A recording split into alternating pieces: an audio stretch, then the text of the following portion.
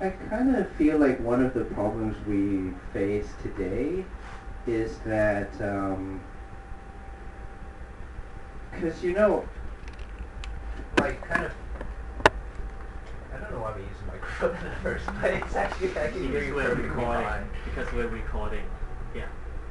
Try to use it. Yes, okay. Oh, I should use it? Yeah. Oh, okay. Think about the future generation. One of the problems with ours is short-termism, but like,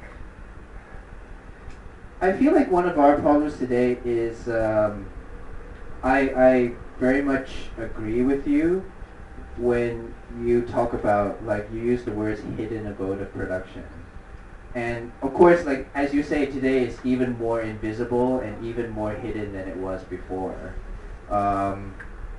Yeah, I mean, you just need to go to the States and you go to, like, Old Town, like Detroit, places like that, like, just, ghost town, deindustrialized places. And, all the time we hear about very fervent workers' activity in places like, Foxconn or like Bangladesh and places like that. And a lot of times, the left will kind of say, hey, look, the workers are still there, like the workers are making themselves heard, they haven't disappeared.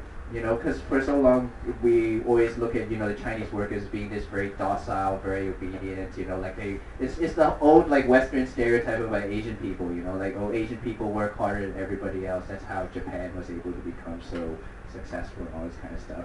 And all of a sudden, like, you see, like, Foxconn workers sabotaging the machines and, like, smashing the windows and kidnapping their bosses and, committing suicide and all this kind of stuff.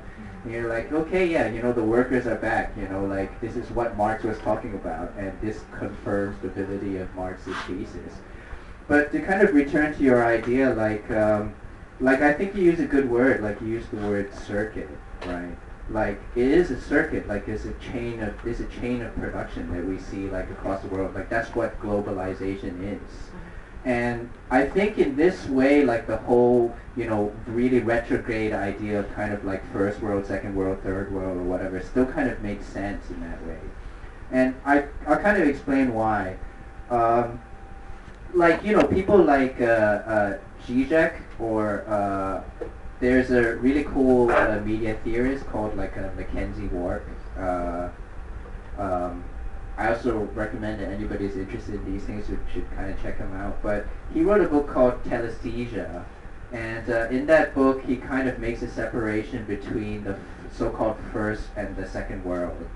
The second world is kind of, where we can still see, industrial capitalism. Like, if you look at China today, like, what China is today is actually very similar to what Marx was talking about, Manchester in the 19th century. And in fact, like, when the United States was beginning to industrialize as well. I mean, which is why it's really hypocritical now for the United States to point their finger at China and say, hey, you guys are putting out so much carbon and you're, like, destroying the environment and stuff. Because, I mean, China is catching up in, like, a really rapid way, but precisely by, using the same kind of industrial processes that, like, the industrialized West used and everybody's kind of forgotten about because those places are being deindustrialized. But what Mackenzie Ward kind of talks about is, like, he asks the question of where does value come from? If we think about semiocapitalism, like, what gives value to a commodity? What gives value to a commodity in our world if we accept Baudrillard's thesis and we accept Berardi's thesis that what gives value is difference, What gives value is this sign value that differentiates this commodity from something else that's, like, not as cool, or, like, something that's for, losers or people that aren't able to afford, the coolest stuff, or who aren't in the know, Like, if this is where the value of a commodity is produced, then, like, that kind of explains the sort of relationship between the so-called first world and the second world that is the hidden abode of production. Because what the second world is kind of responsible for doing is assembling those commodities that carry this kind of immaterial symbolic value that's produced in the so-called first world. And for him, that would be what the connection is. But he would say that, we need to kind of abandon these kinds of, old left kind of tendencies to kind of push away like all the discourses of immaterial value and post-modernity or whatever, and try to preserve like, the Marxist discourse by saying all this stuff kind of distracts us from the workers' struggle.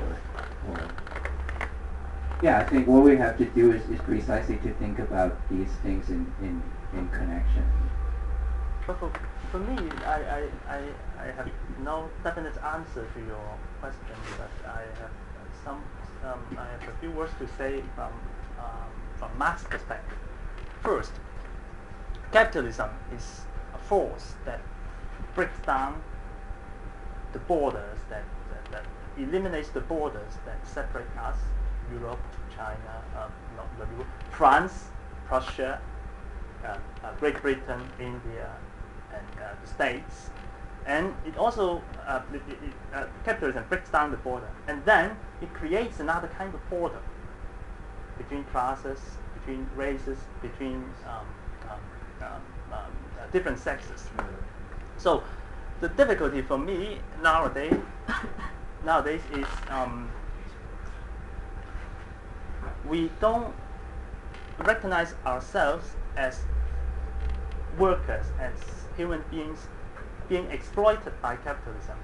We don't recognize ourselves as connected to people working in Guangdong, people working in Cambodia, in India. That's the very difficulty that I find no definite answer. In other words, I do not submit to the two alternatives that are currently under debate in Hong Kong. I'm not sure if you heard about that. That is, someone is now fighting for the localism, that's what they say, or someone is promoting the local interest to be the first concern of local people in Hong Kong, and some other people being called the left promotes the interests of all the people who are being exploited in Hong Kong, every day in Hong Kong, in China, in India, Cambodia, States, wherever they are. So I think this is a false affective distinction, that is a false distinction between localism and cosmopolitanism, kind of, I don't know, I'm not sure, but that is internationalism, perhaps one could say. And the true difficulty lies in the problem: why don't we recognize ourselves as being connected with someone else who are being exploited in capitalism? That's the principal question. And I think what Marx did in a very accurate way in relation to this problem is the text Communist Manifesto, and even earlier in Philosophical and Economic Manuscripts in 1844. In these two texts you can see, I'm going to talk about something that you might not agree with. As you mentioned, exploitation is the first theme of any classes, any courses on capitalism. But in these two earlier texts, Philosophical and Economic Manuscripts in 1844, when Marx escaped from the river Rhine to Paris, and he wrote something on his way to Paris, and so it's also called Paris Manuscripts. In these two writings, he emphasized the problem of alienation instead of exploitation. Alienation is the big problem at the heart of capitalism. That is, simply put, we could not express ourselves by means of the commodities that we produce for consumption. This is the very schematic definition of alienation in 1844 writings. And no matter we are workers in factories of enormous scale, or in, I don't know, in creative industries, in advertising industries, somehow we encounter the same problems. We produce something that do not belong to us. And the problem with capitalism is how we should deal with this kind of alienation. That is, we alienate from ourselves when we produce commodities, when we produce values, when we generate values. Perhaps we could not find our baton employers, the boss. We could not find our boss when we produce value, but we are somehow alienated from ourselves. That's the I think there's something that holds in Marx's early writings. So the problem is, going back to your discussion, the problem is how we could take a collective action in overcoming this kind of alienation. That's the principal question, for which I have no definite answer at the moment. But perhaps we could move to another notion, communization, that is proposed as part of the title of this talk. Communization. Could we envisage another kind of community? Could we build another kind of community in tackling the problem of alienation or exploitation? And perhaps I think you have something more to share with us in relation to a kind of communization that could serve as another battlefield, as an attempt to overcome the problems of exploitation and alienation. So, I'm not going to say too much because actually I'm very interested in what everybody here has to say. I really hate this kind of situation where it's like, I have to sit here and then talk for ages, and then everybody looks like they have a lot of interesting stuff that they're thinking about. I'm like, yes, man, what is that? Perhaps let me make it in this way. Let me say a few words about communization, and then we open the floor to all participants who would like to share with us your views, your criticisms and experience of fight against capitalism. Okay? One thing that I kind of want to put out there is the whole question of revolution. Because, Jacky's been talking about, okay, how can we take collective action, like how can we bring an end to alienation, how can we combat, revolution is a word that is kind of passed into desuetude in some ways. Like, the really popular word that people use now is resistance, we have to resist. But as we know, like resistance is always like, in a way it kind of seems a bit reactive. Resistance. It's like, okay, resistance means something is applying force to you, but then something like kind of doesn't want to budge, doesn't want to move. Like resistance kind of carries this kind of implication. And I mean, if we take a quick survey of like what's happening in the world now. Because, after 2008, like after the financial crisis, like even on a magazine like Newsweek, on the cover of Newsweek, you would have things like, is this the end of capitalism, I mean, 5 years later, obviously we know that it is not. And in fact, it's very, very far from being the case. Like, if you look at a country like Greece, or you look at a country like Ireland or Spain, I mean, Greece is the most egregious example in a lot of ways. Like, I mean, what's happening in Greece is the state is proposing to tax everybody up the wazoo to, like, finance the EU's big debt loan, which basically means, privatizing the whole place and, like, carrying out all these economic reforms to kind of make Greece correspond to economic development or whatever. So, I mean, in the past, if you look at the capitalist past, like a crisis was a fundamental signal that, capitalism needed to restructure itself because there was a fundamental problem.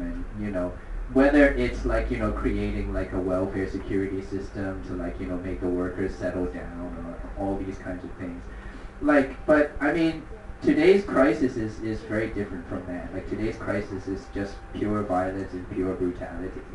Like it's the forcible enforcement of austerity upon everyone. And I find this to be like a really, really, I'm sure, I mean, a lot of people in this room would find this to be a very, very disheartening situation. Like, you see these very enlightening, very inspirational episodes over the last few years, like, you know, the Arab uprisings or like Occupy Wall Street and all these kinds of things. But, I mean, if you look at what's happening in Egypt now, it's like not a very pretty picture either. I'm sure anybody that's like, you know, reading the news, we don't need to get into that. But it's like, you know, brute force and power everywhere. It's just forcible suppression and violence. But if you look at, like, you know, if you look at the example of Greece, for example, in the midst of all this pain and in the midst of all of this agony, like, where is dissent and where is discontent directed towards? I mean, if you look at the mainstream establishment left in Greece, I mean, their discontentment is directed at what? At the European Union. And in Greece, there's a rising fascist movement called the Golden Dawn. And I mean, the state actually abets and encourages this movement. So what you get is a lot of populism, a lot of nationalism, and a lot of chauvinism in reaction to this. And I feel like one of the great dangers now is that this Marxist concept of the class struggle, like in Hong Kong, it's really prevalent too. It can turn into a very, very cheap kind of populism, you know, where it's like, oh, you know, like all the big time tycoons and capitalists, they're like the most evil parasites in the world, you know, or like we should fight this politician or that politician or replace this chief executive or that chief executive. But one thing that's becoming very, very clear, like, you know, to any disaffected young person is that all across the political spectrum, like, you know, whether on the left or on the right, or like even the functionaries inside the IMF or the World Bank, all they're doing is just basically carrying out orders and imposing an abstract code, like, upon the world. You know, like, class struggle a lot of times, like if we think about it in the 19th century, class struggle was tied to the bourgeoisie, like whether the bourgeoisie is landed or whether they own factories. And this bourgeoisie was a very territorialized bourgeoisie. Like, they relied on their state to, like, you know, have certain economic policies or to wage wars or, you know, to maintain an army and all this kind of stuff. And of course, they relied on their enterprises being based in the countries in which they came from, and they would invest in production and all this kind of stuff. But I mean, if you look at the bourgeoisie now, it's like a highly deterritorialized class. Like, first of all, they don't invest their profits in fixed production. Like, the fixed production is just a way for them to generate value, which a lot of times they invest in financial products. And so in such a case, when you have a deterritorialized class, and there's no one that you can really blame, you know, for what's going on, because, like, when everybody is a functionary or when everybody is a servant in imposing this code and imposing a finance economy that no longer extracts value or profit through, you know, a so-called real economy or material production or whatever, then what are we supposed to do? Like, who do we resist? Like, who do we attribute blame to? And is it right for us to think about class struggle in the traditional way, as in the struggle against, like, a certain group of people, a landed class, a territorialized class?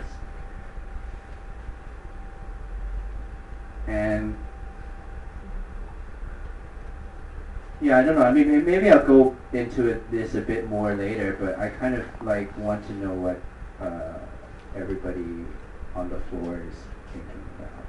Okay, let me add a few words concerning class struggle, and then we welcome your comments and questions. So, for me, the notion, a classic notion of class struggle could be taken as a conceptual tool in understanding history and action in making history. That is to say, what the bourgeois class is doing to produce proletariat, or in other words, the proletarianization, that is, more and more people get impoverished, lose their land, sell their labor to gain salaries, should be regarded for Marx as a kind of class struggle. That is to say, the bourgeois attempts to take power and impoverish, disempower, in another sense, disempower the working class, and it resulted in the generation of poverty of large scale, of global poverty, I would say. And in the case of Hong Kong, that is the widening gap between the rich and the poor, or for me, is a kind of social inequality, social injustice. And what could we do? What could the exploited could do is to overcome this kind of class struggle, this kind of exploitation of one class by another. And we have to somehow take the root of class struggle in order to achieve the aim of emancipating the proletariats, and in the end, hopefully, emancipation of all human beings. And class struggle is a conceptual tool that could supplement, in a sense, that could provide a very useful conceptual framework, in addition to the liberalist notion of state, society. The state maintain the social order, and then the civil society could fight for what you want. You could organize yourselves in demonstrations, in protests, and you can do what you want, but you cannot overthrow the state. You cannot take the place of the state. You could organize yourselves, you could voice out your opinions, left, right, I don't know, anarchists or working class, but you cannot take the place of the state. You cannot take away the power from the state. That is the very aim of the class struggle, that is to take power of the state with an aim to overcome the state, in Marx's words,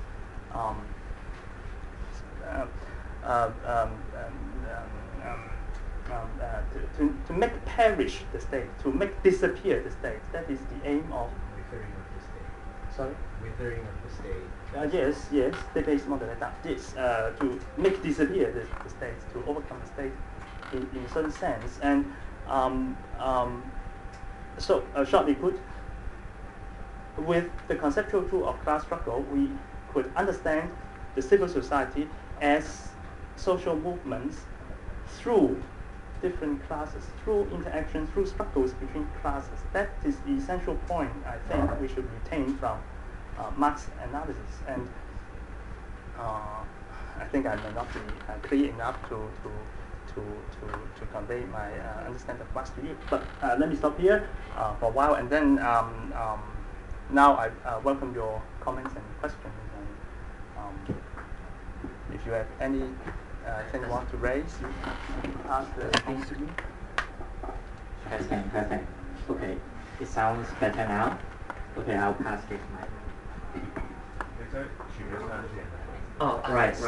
Before the discussion, just so you know, we are very poor second-hand bookstore, and as a matter of fact, we're closing down in September, and we're going to move to a new place where the rent is more affordable. So I would here shamelessly ask you for donations in support of our new store, and hope to support the further organization of such events. And then we'll go directly into the discussion sections. Thank you. Comments and questions in Chinese or English are welcome. 用中文講都得嘅。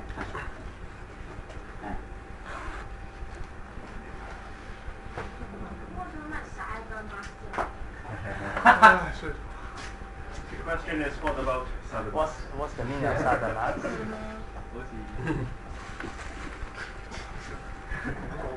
You're just trying to make my life difficult.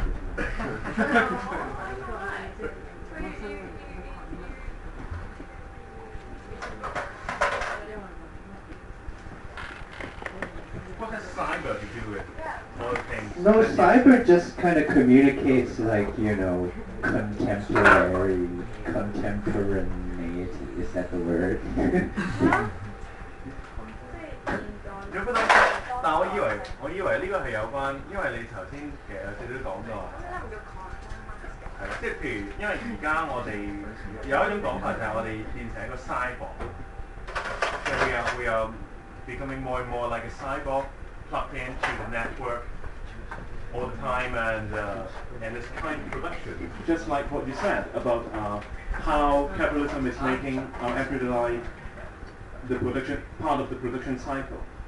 So cyber is, I don't know, it's in a way it's liberating for some people where, for example, when you're going to mainland and you ask people and they would think that getting on the internet, getting on your cell phone is a way to break away from the very strong control from the state. But on the other hand, it's also the very means the state can use to control the people in another way. So what do you mean by cyber? Is it with a kind of emancipation, or is it a kind of another kind of control imposed upon us all, or what does it mean to highlight the word cyber?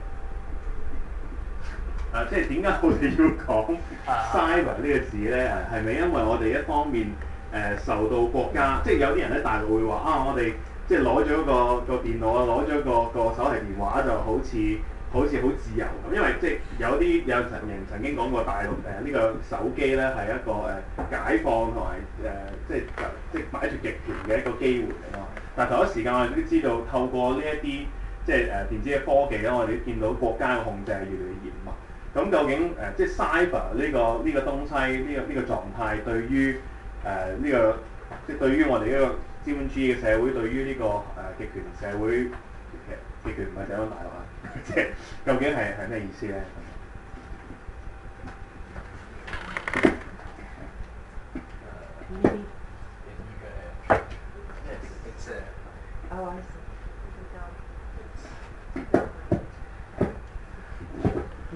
Can you hear me?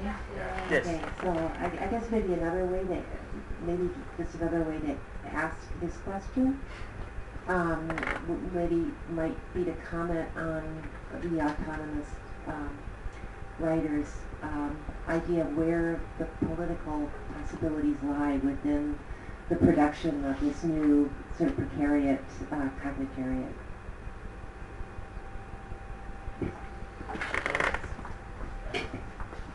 So, what do you say? 反抗嘅呢個政治即係關於對於呢個自治運動嚟講咧，呢個即係意大利60年代尾70年代嘅自治運動嚟講咧，究竟呢個政治嘅反抗嘅可能性喺邊度咧？政治行動嘅可能性喺邊度咧？自主運動 OK， 自主運動。同埋如果即係頭先你講咗大多關於即係資產階級嘅跟住咁，但係好得意Jacky 咯，佢知Jacky 派，跟住最後又用 class struggle 去兜圓場喎，即係咁當係咯，即係當嗰個資產階級已經係即係去叫咩去 glorify 嘅時候，咁嗰個 class 即係舊，即係如果你話 cyber Marx， 即係咁應該係睇翻 Marx 用翻 Marx 嗰啲 term 啊，你講咗 work 啦 labour 啦，咁 class struggle 喺呢一個意義上，即係而家呢個 context 係有咩意思啊？即係嗰個意思係。So when capitalism undergoes deterritorialization, when capitalism goes beyond all borders, when capitalism delocalizes itself, so how to make use of the classical terms of Marx to fight against this kind of deterritorialized capitalism. Okay. Okay. Yes.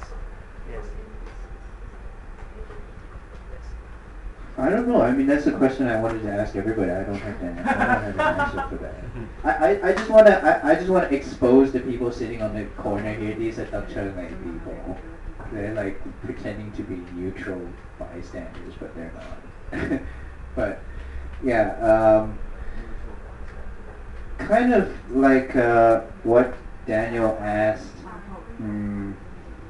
In our society, where we've been so-called liberated after the work of 68 and after 77, when we've been so-called released from the place of production and we become some itinerant, like nomadic freelance people, or like people that like go from contract to contract or project to project or whatever. I mean, there's a growing proportion of these people, as we know.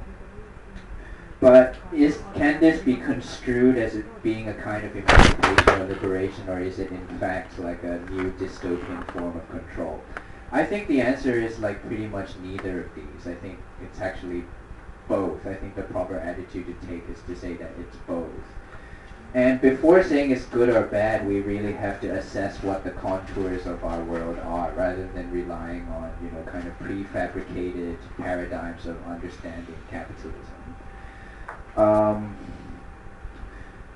What I would kind of say is that the most important commodity in our society, as many of us would know, is precisely information. I mean, now this is really big in the air because of the whole NSA, like Snowden thing and all this stuff. I mean, frankly, I don't know why there's any outrage about the whole Snowden thing, like personally speaking. I mean, I don't know a lot about it, but the extraction and selling on of information that is purportedly private, to either state or commercial agencies doesn't seem to me to be a new phenomenon, in any way. But I mean, like, what we live in, a lot of people read like Orwell's 1984 and they say, hey, like this is still really relevant to our time. But in fact, I would say it's kind of not, like what is happening now is that each of us carries around like a personalized surveillance tool, like whether this is like our cell phones or our laptops or whatever. Like we're always outputting information, we're always outputting data. And we're always leaving traces that can be tracked in some kind of way. Like we always leave trails of information behind us. Which kind of means like, in a world of like total visibility and total traceability in this way, like how can we become obscure? Like how can we become invisible? How can we efface the traces? Or, I mean, another way to think about it is like how do we leave false trails that don't lead where people think they will lead. And I think this is kind of the principal question today, is how, in this world of control, in this world where control is diffuse and not concentrated and localized in like, a dictator or a capitalist or a state or the police or the army or whatever. Like when control has become something that is molecular and diffuse in this way, and we participate in its creation, we participate in its reinforcement, its perpetuation, and its growth. Because if life becomes productive and if capitalism extracts value from our activity, then our reproduction of this system and its development is the central question. And kind of what I kind of want to put across is when Jacky was talking about, like the state, like in the liberal conception, like you can resist and you can protest, you can do all this stuff, but you shouldn't take control of the state. Like, because I'm an anarchist, I don't in any way believe that the whole schema of taking power is for me it's not valid. For me, I think it's useless, it's futile, and it's a waste of time. I mean, I don't really want to go into all the reasons for that now. Maybe we can have private conversations about this.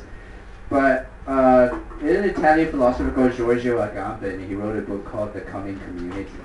And he says something that I think is very powerful and will kind of, I think would be very useful to help us think about all the protests that are going on in the world, from like the Occupy movement to what's happening in Turkey and all of that. Giorgio Agamben said the struggles of our time will no longer be struggle to take power. Like what he basically says, the struggle of our time will be the struggle between the state and the non-state. And what he kind of means by this is the non-state is not something that's supposed to, it's not a state incumbent, you know, it's not like the great communist parties of the 20th century where it's like, hey, we need to form a centralized party, we need to like, you know, form something that can substitute the state.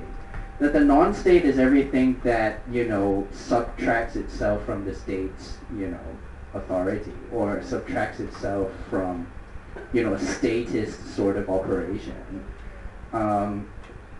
So, I mean, I think when the autonomists were talking about autonomy, they were precisely talking about this kind of thing, about creating a different kind of space and time from a capitalist space and time or a statist space and time. But I mean, I don't want to ramble on about that.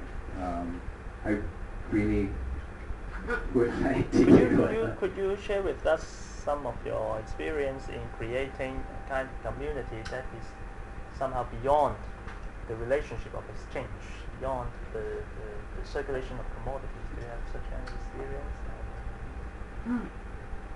Perhaps do you want to talk about that?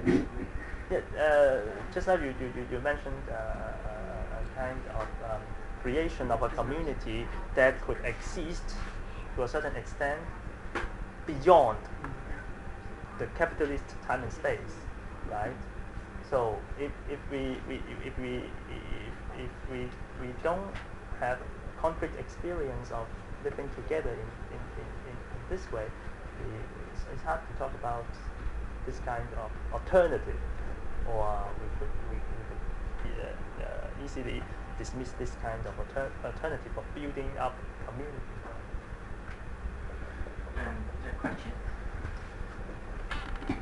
Hello, good evening. My name is Dan from the Netherlands. I study political science and specializing in international relations. I'm now doing a summer course in the Chinese University of Hong Kong. I'm this overdressed because this morning I went to Baker & McKenzie, you know, the corporate law firm. Okay. Talk about multinationals and global maybe domination. But first, let me give an example of what you said, building local communities in there's Occupy Amsterdam and Occupy The Hague, and they made like camps where they cooked for each other, and people provided shelter and brought stuff so the camp could stay in front of the Amsterdam Financial Center. So they were protesting and they were trying to organize to do discussions, lectures, and to criticize the way of living, like the capitalist way of living, consumption. But what I experience in all that building communities is that it builds up from sort of frustration or energy or whatever kind of that drives them to build a community, but then it collapses. Always after maybe a month or a year or so on. Also some movements you've mentioned, they rise up and then it just fades away. So maybe we should discuss that. So why does the energy fade away? Like also the Red Brigade, well, the armored fraction, why does it not continue? So it's all just a sort of short energy wind and then it just disperses. And then we have to build up again. So. Do you know about the provost in Holland? Yes. My dad was one. Your dad was a provost? That's really awesome. I don't know if everybody here knows about the Provos in Holland. Like, they were a group that existed in the 60s. I think, like, largely concentrated in Amsterdam, right? And they also, some of them also kind of came out of the whole, like, countercultural, like, kind of avant-garde art scene. There's this guy called, like, Jasper Grooteveld or something. It was an artist. But they also they kind of did things kind of similar to the Situationists, but to kind of give an idea of the sorts of things that I think are really positive about what they did. They had an idea called like the White Bicycle Plan. Like what they did was they just got a whole bunch of bicycles. I don't know if they like stole them from places or whatever, but they just painted them all white and they wanted to leave them around on the street. And so people could like, you know, not use motorized transport and they could just ride bicycles around the city. And like another plan they came out with called the White House Plan. Like they would go and find abandoned properties, abandoned houses. They would go paint the doors white, and painting the doors white meant that, you know, this is neglected. You can squat this place. If you're homeless, you can live there. And every weekend in the city center, they would, you know, hand out a list with all the places with white doors on them so that people could. But one of the things with the Provos is that at that time in the 60s in Holland, like there were a few really major riots. Because I think I remember, like Holland at that time was still a monarchy, right? It still is. Oh, it still is. Oh, I don't know anything. I don't know enough about Holland. But yeah, there was this big media spectacle of like, I think the Princess of Holland getting married to some prince from elsewhere or something, and then like, you know, there was a big riot and they said, you know, this is just bullshit, like why do you guys put this on the TV? And like it's a huge clash between the police and activists and like, you know, a lot of the homeless disenfranchised youth in Amsterdam. And this is something that we see recurring in the world over and over again now. Like I would say that the world that we live in now is what we can call the era of riots. And in the era of riots, whether it's, you know, Greece in 2008 or whether it's like Tottenham in 2010 or, you know, the street has become kind of, you know, the central image of like resistance if you watch the news, you know. All the time you see people building barricades, like throwing rocks, throwing Molotovs at the police, and like people looting places and burning things or whatever. And there's this romanticized image of people, like, you know, with Occupy or whatever, like people congregating in urban space and like, you know, like, and this is something we see in every country, and people are starting to talk about, you know, the Paris Commune in 1871 again, and all these kinds of things. But I kind of feel like in a lot of ways this kind of encourages this idea of kind of like instant like insurrection or instant revolution, you know. It's like all the people are on the street, you know, let's all like, you know, go to parliament and like kick them all out and burn the place down, you know.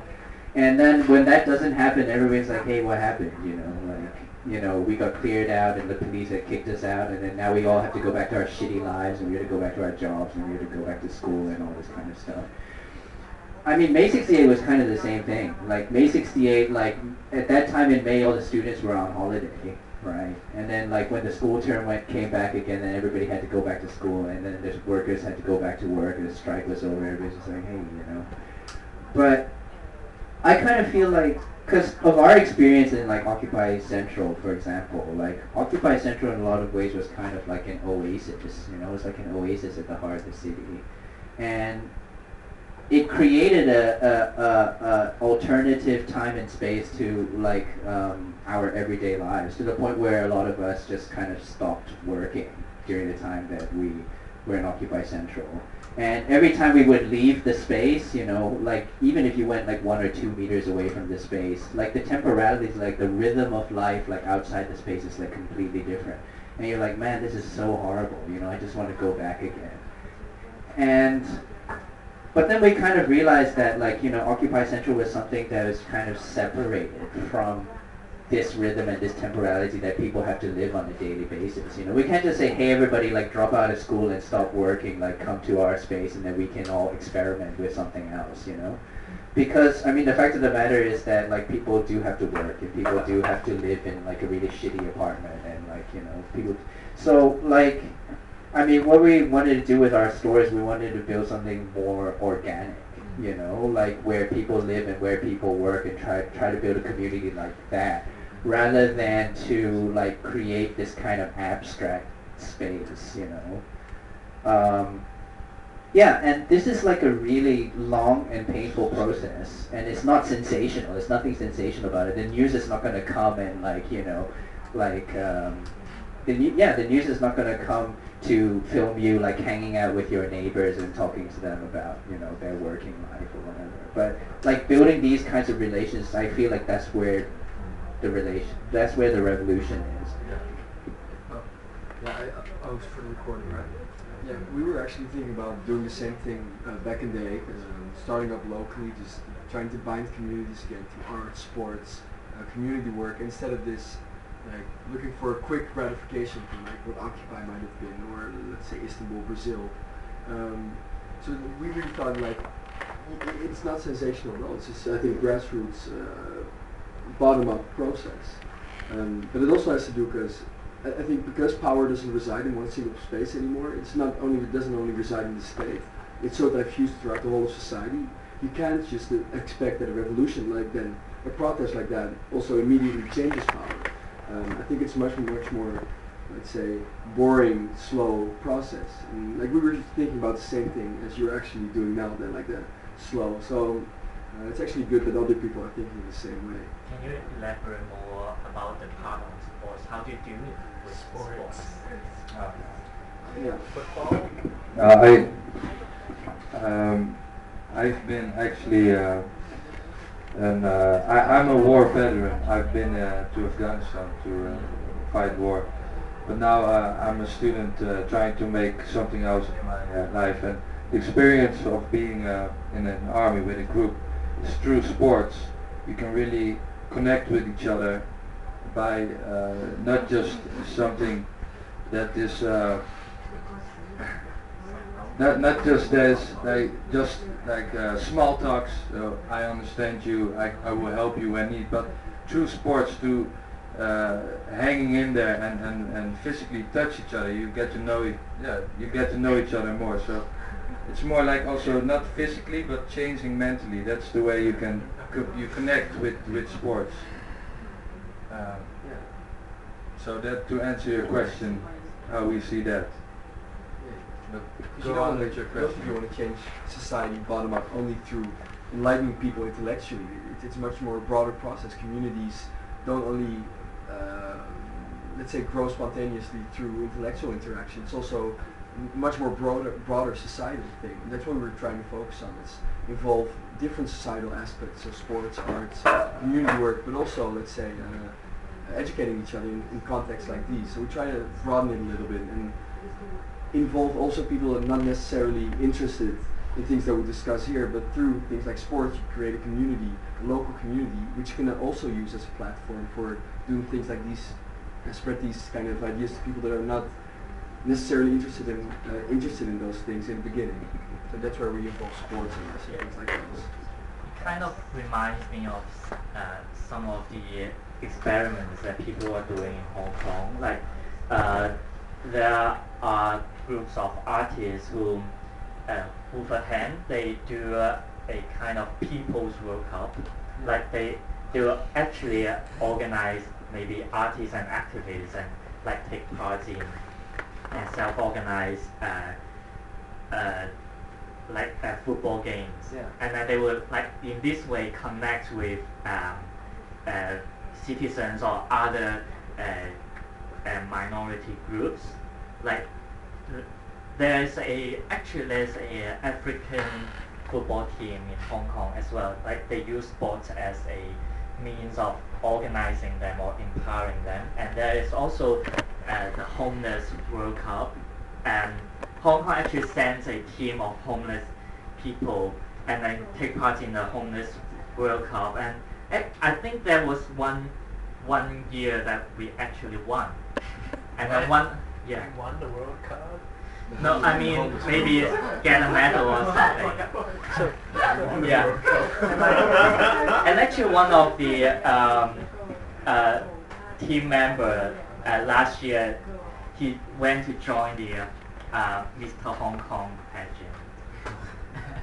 Yeah, Lava have heard of it, I think. And can I say a few words about May 68 and its relation to the Department of Philosophy within the education system funded by the government, French government? I think there is, of course, after May 68, as you said, large-scale demonstrations of students and workers after some time came to silence. The society returned to normal states. Everything reclaimed its tranquility, it seems. But in respect of philosophy, that is the field I'm working on, and it's obvious that a few experiments in education taking place after May 68. The first example is the establishment of the Department of Philosophy in the the 8th University of Paris. Paris has a government-funded education system, a university system. The University of Paris was divided into more than 10 local campuses. One of it was the 8th University of Paris. In that university, up to now, it's regarded as a kind of experiment. For some time in the year 70s, Foucault was there, Deleuze was there, a few philosophy stars were working there. They abandoned the examination. They abandoned giving marks to students' papers, and like what we do every day, they resisted the marking system of students. They did not rate, they did not select students according to their competence, performance in academic results. This is one of the results following the May 68. The second thing is the college, International College of Philosophy, was a government-funded institute of philosophy, holding activities of philosophy, films, literature, and philosophy, something like that. It was established in 1983, up to now 30 years. It is an institute funded by the government, but they try to do something beyond the official examination of philosophy. That is something they claim to be, in academic terms, anarchist. That means they do not, the people working there, the people teaching there, giving courses there, they do not lead to a diploma giving system. They do not build up a system of education that grants diplomas to students, but they hold activities, public discussions, debates concerning public affairs and philosophy for the public. But they get the money of the government. Of course, it's justified to remain doubtful of this kind of creating communities within the government-funded education system, but somehow it's a kind of community that operates beyond the official education system. So what I hear was once was they cooperate with each other in some places. Okay, so let me go back to your lecture about some. Not a lecture. No, okay. your sharing of information and some questions I have regarding the information and maybe some additional thoughts for you to respond on. So I fully acknowledge that we are also children of Marx. We get it at our school, we read about it, and it becomes sort of a hollow concept by just, Marx, but yeah, what is he? He's wearing now sunglasses. I mean, he's differentiating, so you can choose. So that's, first of all, you said alienation from each other. by, but I think that you should look also at alienation from between civilizations, like how we look at other people's skin and races. Yes. Because when we look at sort of dominance by Western European white men in the world, we can stop but notice that they are overrepresented at the hierarchy of wealthy people. And maybe we can look at another comment you mentioned about brute force, that there's, you talked about brute force, the use of brute force in conflicts. My question is, has it been different in our history? Is it related to some flaws in our human nature, that in anarchy is what you've mentioned, that you are an anarchist? Is that would that bring us back in a state of survival of the fittest, or could we really live in harmony? Fourth point I would like to add to this is that me coming from Europe, I see the destruction of our social welfare we have created after the World War. Is that increasingly the financial institutions take back, and the governments, they take back what we fought so hard for. And the last point I want to mention is that what I see is sort of, when you talk about cyber Marx, the penetration of social networks all around us, it's more that the leash the smartphone provides us is more sort of progress of dehumanization of who we really are, and that we should buy and consume to separate us in equal democracy. I thought that was a really good comment. So some points, some questions, I hope that you remembered it, but now I'll give the microphone back to you. I think the question of, like, you know, when you're talking about the survival of the fittest, you know, a lot of, like, you kind of make it seem like it's a nightmarish situation or something that hasn't yet arrived. But I mean, like, neoliberal capitalism precisely is the survival of the fittest. Like, that's precisely the world that we live in now. And I mean, one of the things that maybe we didn't really talk about in this talk is the whole question of subjectivity, the whole production of subjectivity. Like, I mean, because neoliberalism, I think, is not just simply about, like, you know, the marketization of everything for economic gain. It's also a consummate and comprehensive project of social engineering, I think.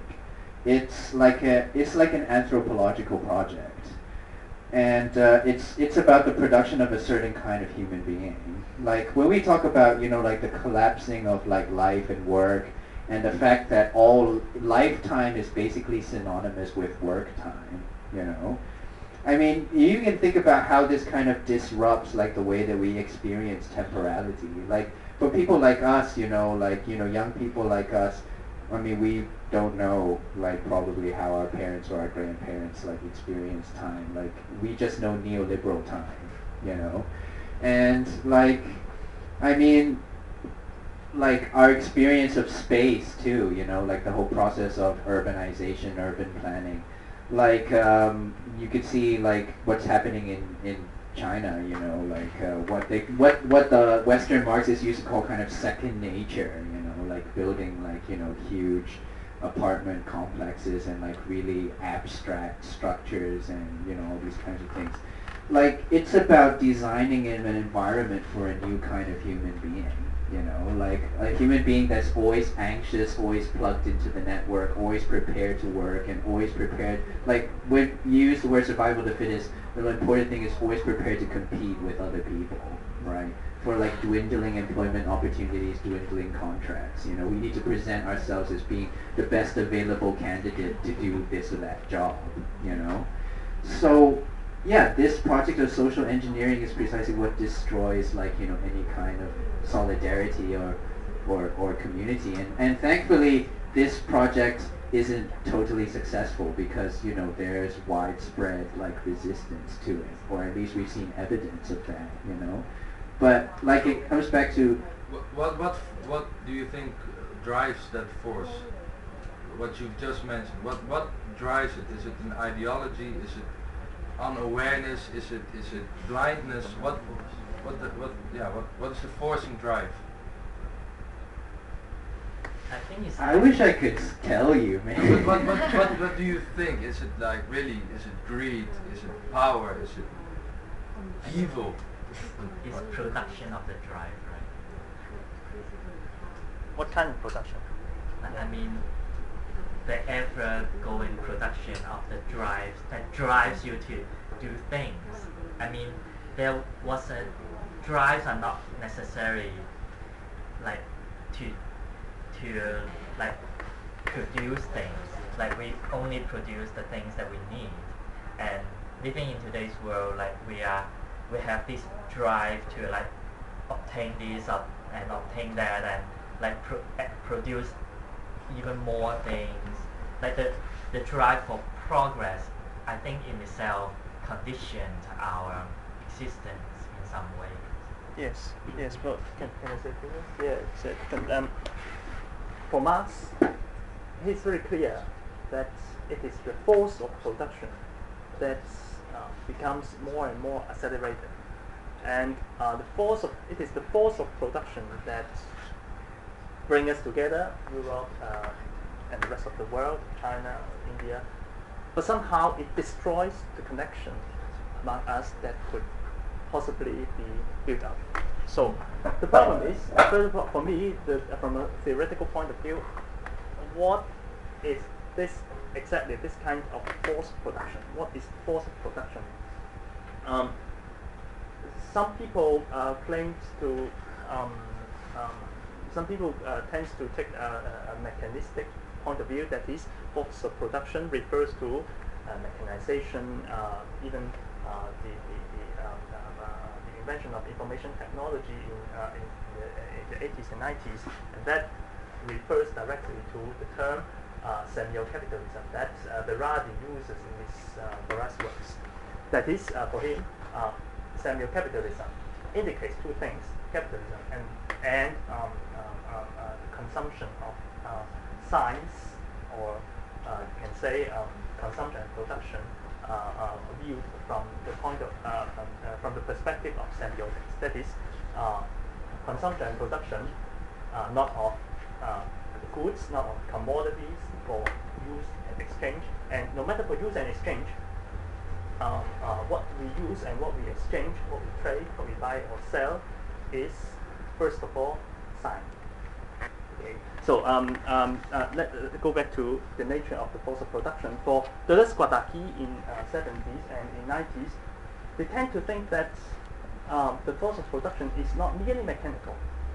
It's somehow related to the impersonal desire, in my terms, impersonal desire.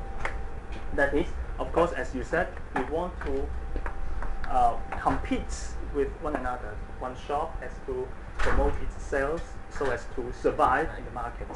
But why is it impersonal desire instead of personal desire? If I give up competing with my counterparts, of course I cannot survive, but competition still goes on.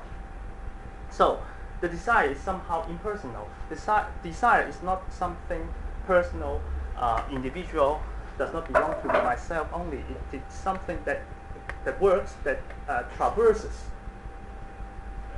through the interpersonal relations. That's a brief summary of Deleuze Guattari's position in his work on capitalism and schizophrenia in 90s. So the problem is not yet resolved for me. That is, what we can do is to take individual action or collective action, right? So we have to take individual action or collective action in order to deal with the impersonal desire. That is the major difficulty for me. That is, for example, we organize ourselves in a factory or in an urban space that is going to be renewed in Hong Kong, in some parts of Hong Kong, or in the case of some other major cities in the world. So the problem is we organize ourselves, but we have to fight against something that is not personal, that is embodied by the state somehow, but somehow it still goes on. The competition goes on. The force of production still accelerates itself and pushes surplus production. And that's the difficulty that Marx highlighted in various of his works, instead of give a simple solution, namely revolution, to resolve all these difficulties. That is, from individual action to deal with some kind of impersonal acceleration of force of production. And Can I? yes, 未發現小發現嘅一啲啊。 Right. You also mentioned Baudrillard in your talk. There's also one very interesting concept, which is hyperreality in his works, which also pertains to what you mentioned, which is the experience economy. With that as pretext, you also mentioned Semiocapitalism a little bit in your talk, and how he responds to this sort of the romanticization of capitalist communist struggle against capitalism. And he also used one. He said explicitly in his lectures that we can't be nostalgic about the communistic past. We have to be truly modern. But in your understanding, what would be truly modern in Zizek's idea of communist struggle? sorry, truly Modern. Okay. Modern. It's something to do with granola. Yeah. I think. You have anything to say about that?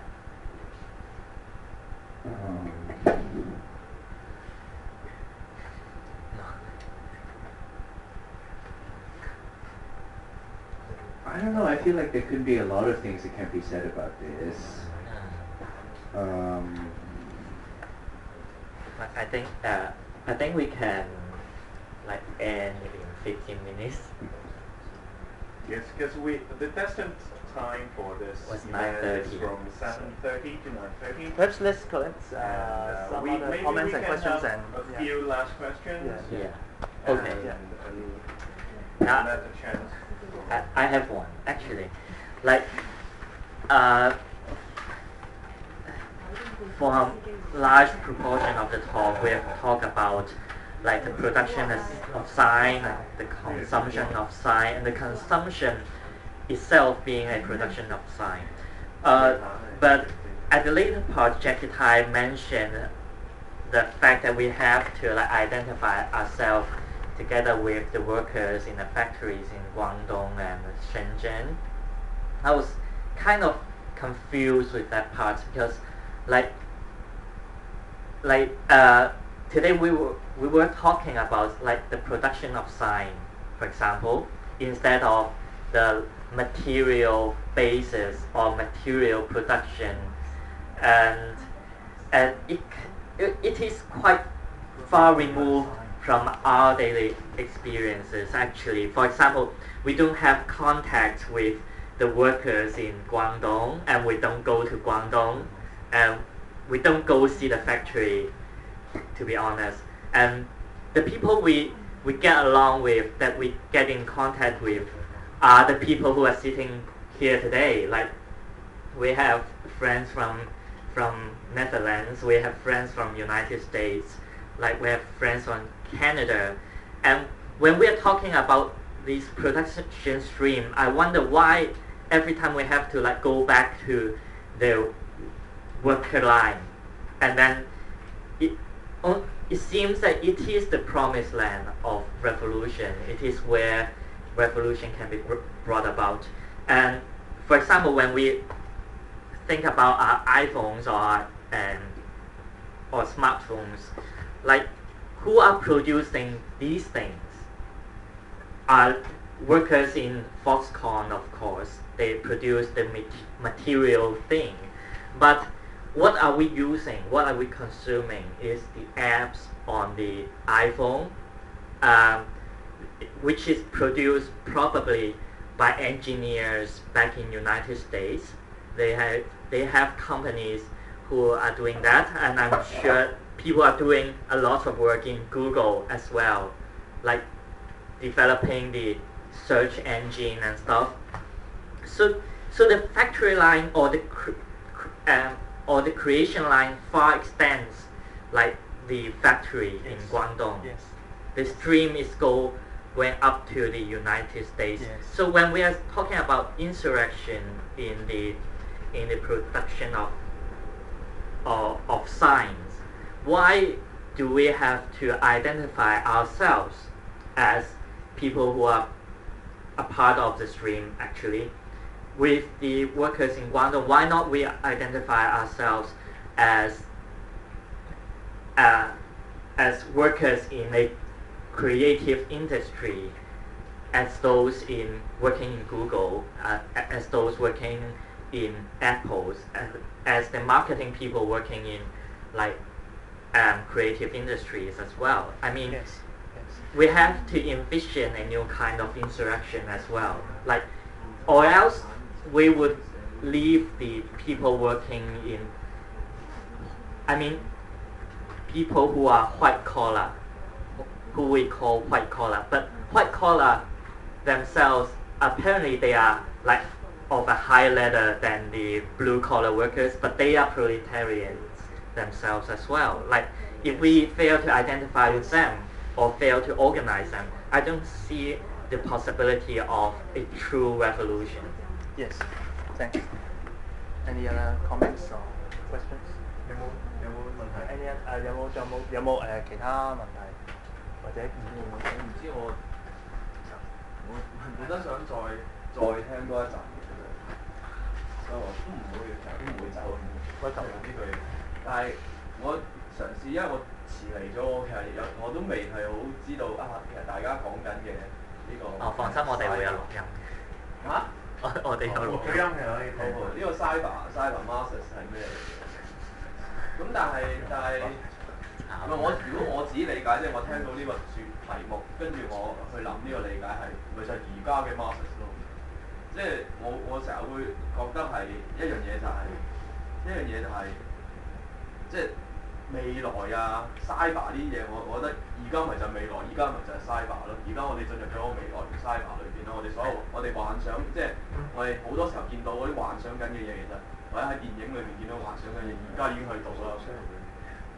咁所以我就會即係我自己因為呢個出發點咧而準備咗一啲即係例如我自己係一個 sci-fi 人即係好中意睇 sci-fi 嘢或者係會留意下啲新科技咁樣。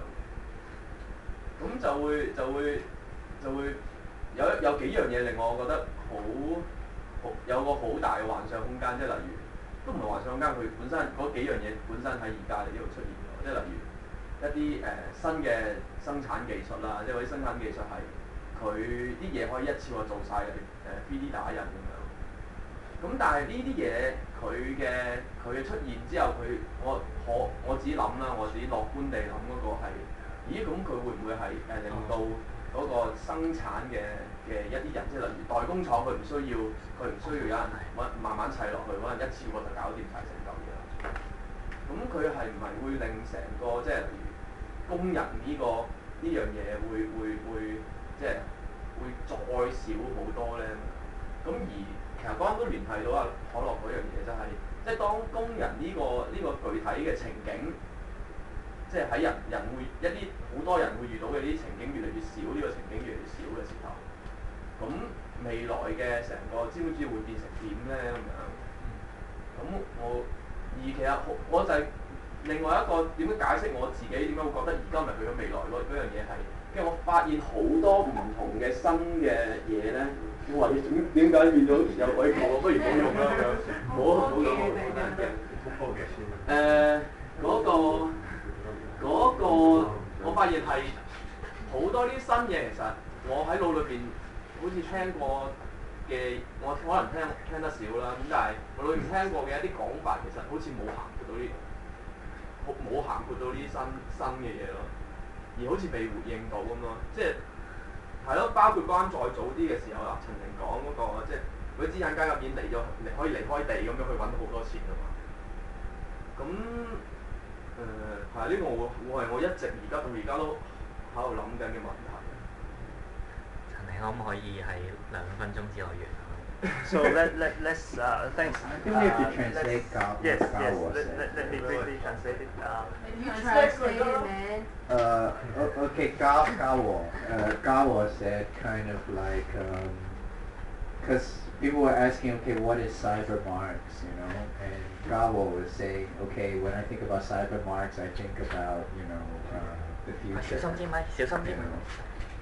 But then he kind of said, well, by his understanding, what cyber Marx means Marx today. You know, he understood that from the beginning because he said, okay, you know, for me, like kind of the future is already here. It's already a tendency that's already being produced inside the present moment. You know, and he was kind of talking about new production techniques, like for example, like you know, he was talking about like 3D printing. You know, like producing an object purely through digital manipulation. You know. And he was kind of talking about, okay, now there are all these like digitized technologies that are being generated, then is this not going to make more and more workers obsolete or superfluous?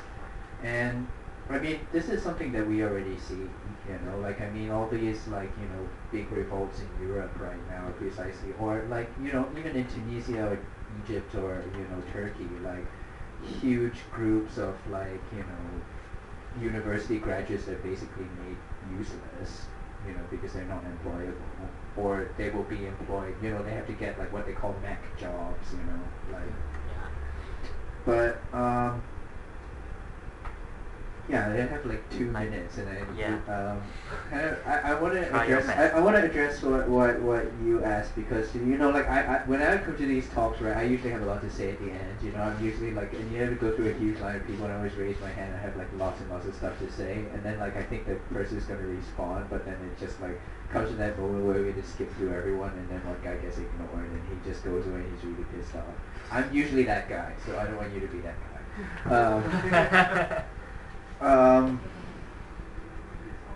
How do we be? What does it mean to be absolutely modern? I don't really feel like there's really an answer to that, man. Like, because I feel like what Zizek says when he says like we shouldn't be nostalgic for the 20th century. I think that this is actually a huge problem. I mean, I feel like our time is precisely built upon nostalgia.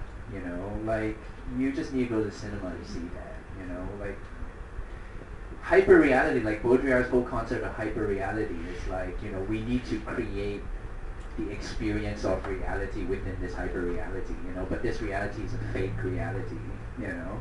Like, for example, like, you know, a movie like, I don't know, like Shakespeare in Love or like Marie Antoinette or something like that gives you this kind of really hyper-real presentation of history, right?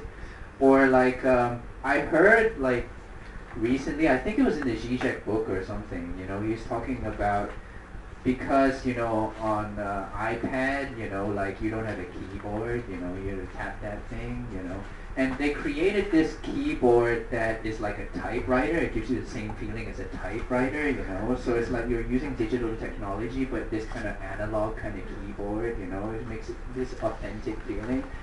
And yeah, I think that our like economy is built upon precisely this kind of like, you know, manufactured reality that derives from nostalgia, you know. And like even in Hong Kong, I think there's like a lot of people on the left that like kind of, and I know a lot of these people personally, like for them nothing has happened since 1917, you know. They're like, yeah, you know, like if blah blah ABC didn't happen, then like, you know, the Bolsheviks would have like, you know, changed the world and we'd all be communists, you know. So they didn't think that there's no fundamental problem with what happened in the 20th century. They would say we need to repeat that, you know. And like everything that's happened since is just some capitalist conspiracy to distract us from that fundamental truth. But yeah, to how can we be absolutely modern is, I think you already kind of provided the answer. It's like we have to find a way to get over this nostalgia, you know, this attachment to these formulas of the past, and like really try to look at what's happening. Like we really have to assess like what capitalism is, rather than thinking it's so easy to apply and transpose and translate what Marx wrote to our time. Like this application shouldn't be easy for us, you know. Like, and that's what I think is kind of the problems with people saying, oh yeah, Marx is right, and like, you know, we should read Marx. Is they presume that Marx gives us some answers or some formulas that we can use. Can I say this in response to your question concerning alienation? Let me put it in this way. 1 minute. Alienation is one face of a coin with two faces. That is, alienation points to a phenomenon that is taking place in so-called modern period. That is, we do not recognize ourselves in production. We write, we produce goods or commodities for sale, but we do not recognize ourselves. We could not realize ourselves in production, which is commanded or ordered, planned by the states or by the company, the great enterprises. But saying that alienation is such kind of phenomenon is not equivalent to saying that we should turn to the other side of communism, that is, the other side of capitalism, that is communism, in the Russian form, in the form of People's Republic of China. But alienation is the very phenomenon that we have to overcome, that we have to deal with it. So as in this way, we should not believe in the naive proclamations of the liberalism. That is, the modern world give you a promises of good income, good social mobility, genuine equality among classes, among the rich and the poor. So alienation is something that battles us, I think, forever, for in the foreseeable future. And that is to say, we have to be a certain kind of communist, in the sense that we have to negate, we have to take action to resist being alienated in different ways. I'm not claiming that Marx is always right, but as he said, Marx poses the question that no one is able to answer, neither liberalism nor communists that existed in our history. So, Thank you.